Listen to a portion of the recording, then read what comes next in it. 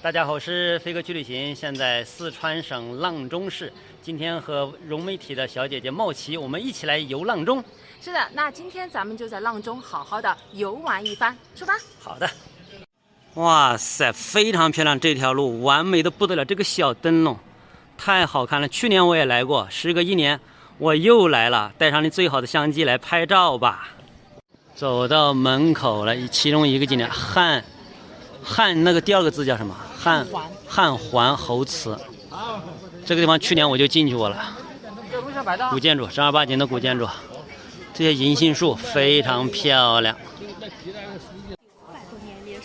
它也是我们整个阆中古城里边历史最悠久的建筑，叫迪望楼。上面这一块牌匾呢也叫望夫莫敌，这是因为当时。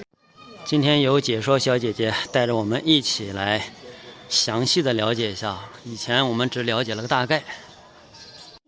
过亲王爱新觉罗遗址，甄嬛传当中的这个石器爷，可以的。为了视察军队来到阆中时所遗写的。左手边的那一块呢是民国时期国民兵29军军法，叫田颂的先生所书写。这个是张飞所写的字，那写的相当好啊，可以，非常完美。这里面非常的幽静啊，我们继续往里面走。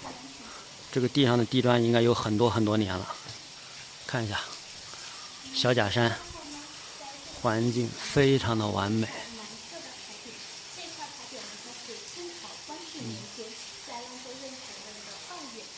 哦。张飞真身墓就在这个地方，公元221年的。所以在80年代的时候，张飞和刘备呢就非常同心，两人就一致决定要去讨伐吴国，对，要报仇。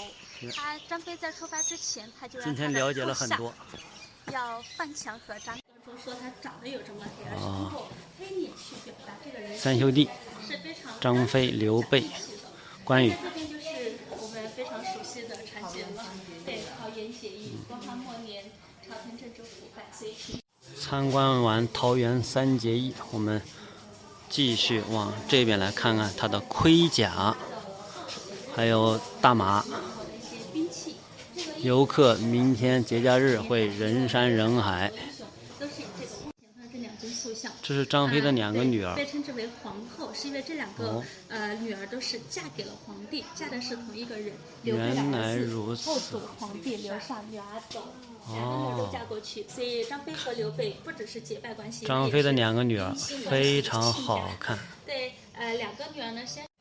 今天通过导游小姐姐专业的讲解啊，对这个张飞有了一个更深刻的认知啊。以前去年来的，我们只是了解了个大概的皮毛，但这次彻底了解了。现在脑袋瓜里接受了很多新的知识，需要一个短暂时间的缓冲来慢慢消化。行，这个视频就先说到这里，下期见。